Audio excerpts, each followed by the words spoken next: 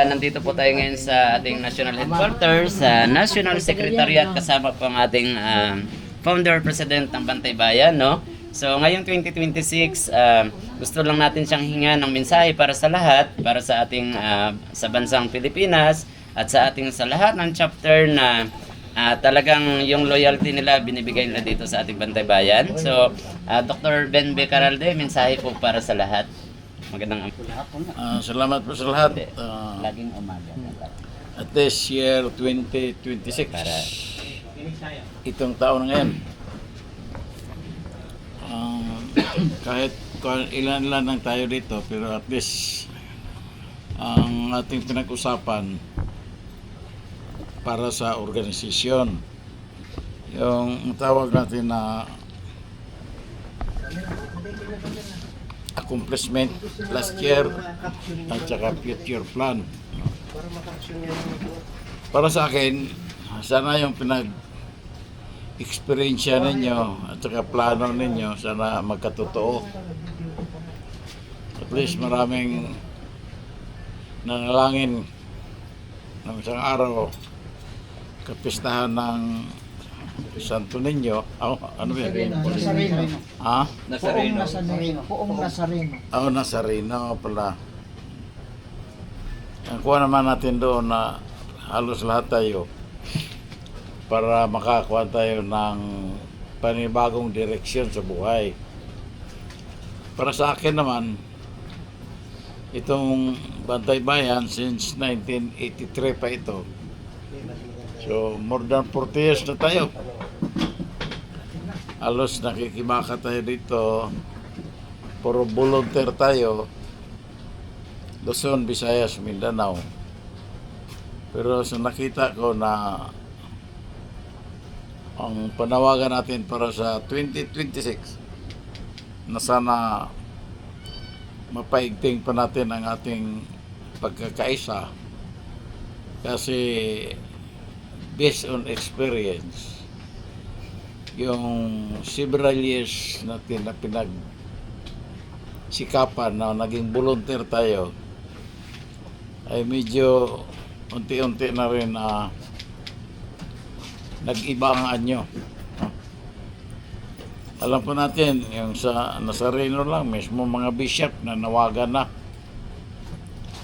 May mga concern ng military na medyo nagkuha na sa kanilang damdamin. So makita natin na yung pinaghirapan natin for so long a time, baka nga magka-problema tayo malaki. Kaya nangyari sa ibang bansa na nagkaroon ng malaking gulo. Kaya ito ang in-anticipate natin na sana hindi mangyari sa atin. So maganda itong year 2026 na patuloy tayo, no? Kaya itong ginagawa namin ni Director Bong na mga pag natawag natin pag-analyze sa pagkalahatan, medyo nasa critical level ng ating peace and order ngayon. So yung mga development, yung mga matawag natin na damdamin ninyo na ma-straighten ang organization, sana magkatotoo kasi sa nakita ko, ilan na lang ba tayong naiwan dito? Ako lang medyo discouraged na talaga ako personally kasi yung mga kasamahan ko na may kaya, mga patriotic na mga Pilipino, nakikibaka para sa demokrasya, pero in reality, sad to say, sila ngayon na nakulong.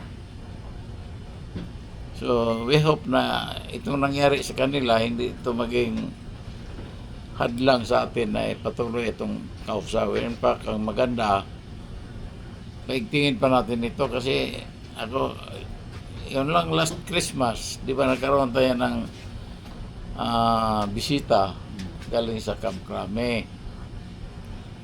Yung kuha na yan, official na yan, sa intelligentsia. So, alam niya kung ano yung mga pangyayari sa ating bansa. Pero yung nagpresenta ko sa kanya ng mga ilang punto, Medyo namangha siya. Na nag-encourage ngayon siya. Mayroon tayong more than 40 NGO sa Krami, sir.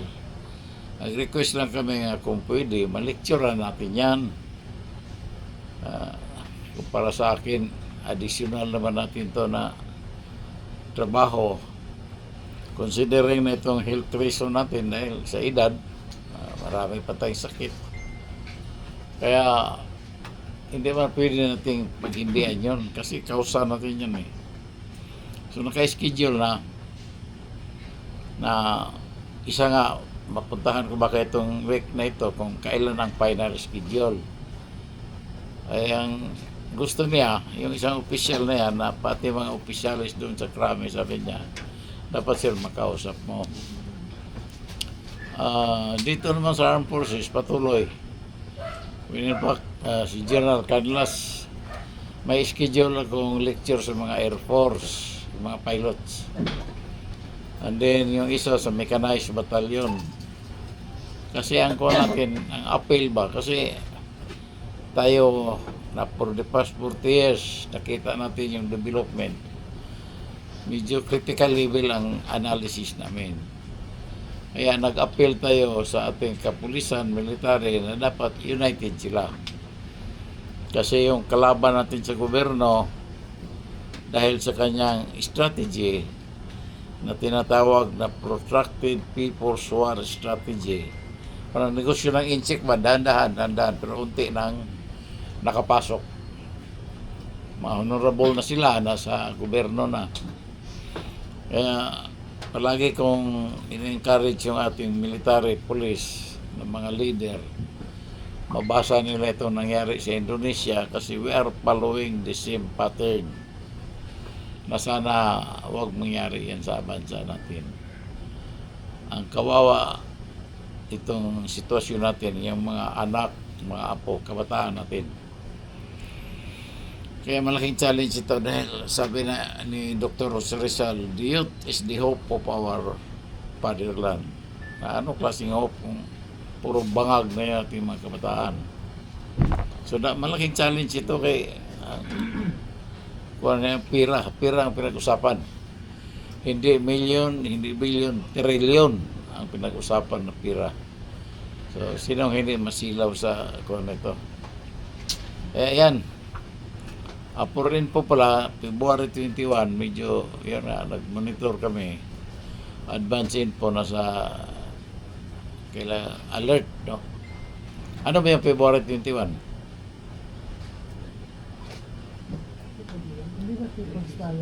Anong araw yan? Sabado po. People's Power. Saturday. Hindi, anong araw na kuan? Anong activity? February 21. Anniversary ng? Itza. Hindi, ang People's Power po 25. February 25 ang People's Power. Oh. Kaya nga, nag-start yan sa 21. 21. birthday ko yan. Kaya yun ang gikuhan ko nga, lahat tayo dyan mag-monitor. Yan ang importante sa radyo. No? Kaya man dito ang director natin sa communication, Director Masong, na isa yan sa pinaka-importante dahil sa situation natin. Yung pina-assess ko na yung analog natin. At least, mga ilan na ba ang kuha natin sa analog na radyo? Marami naman siguro yung mayroong radyo na analog, no? Yung analog pala, ito yung communication na hindi na kailangan ng cellphone. Ano? Yung kasi itong ginagamit natin, nakabase ito sa Network. Basically, the signal network. ano to yung globe at saka smart, no? Pag i-close yung Tsaka network dito, mo, close din siya. pag nabomba na itong globe at saka smart, Pag hindi na natin naka-off magamit yan. yung smart tsaka globe, patay rin yung lighters. So, ang kailangan ngayon na maka-alternate tayo sa radyo. Kaya sa initial assessment natin, marami pala tayong membro na may analog na mga radyo. So, yan ang gikuha natin. Kasi time element ang hinahabol natin eh. Starting February 21, yung anniversary. Ngayon nakita namin na yung crowd na palaging matawag natin rally, sinakyan nila yung dalawang grupo ng pro Marcos, grupo ng pro Duterte.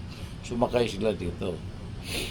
So isa ito sa mga strategy nila na pinaka-importante yung ating communication. Na dapat may straighten natin itong communication natin. Kasi wala na eh. Isang buwan na ba? February 21.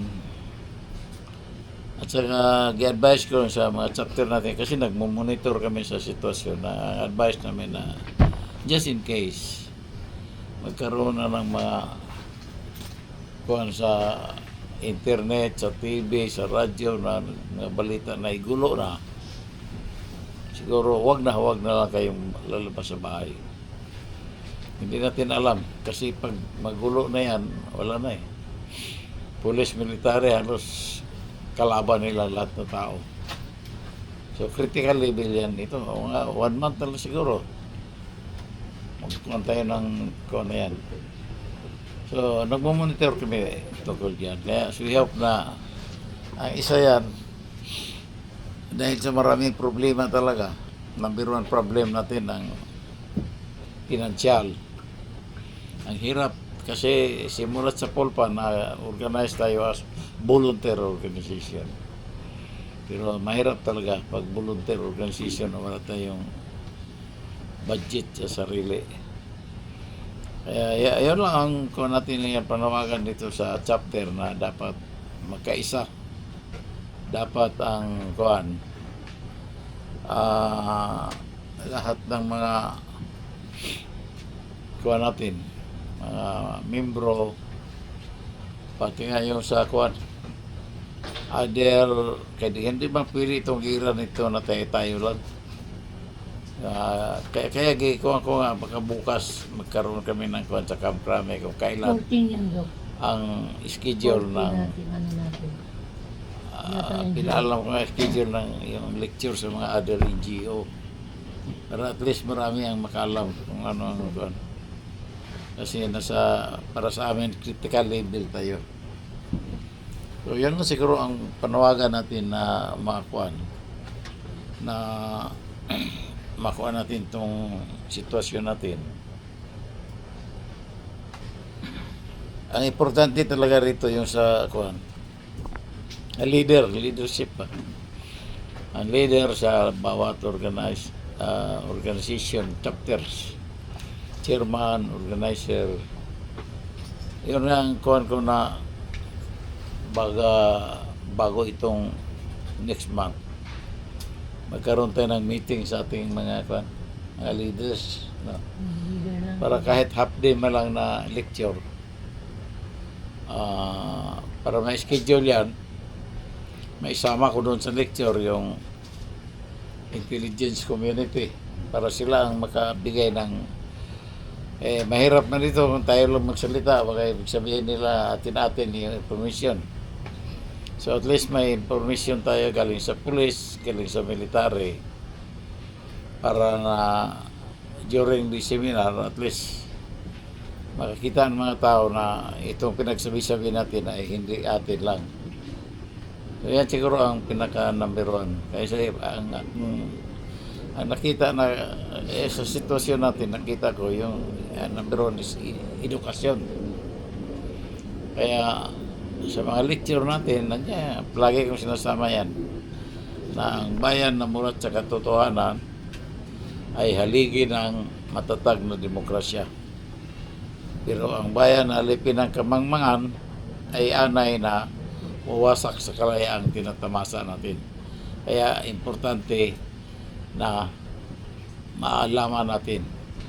Kaya nito ngayon, mayroon na tayong sa technology, yung mga AI, mga ano yan, i-avail natin yan. Kaya that is one way na makuha natin ang proper, timely information. Yan lang, maraming salamat. Happy New Year sa ating lahat. Natapos tayo,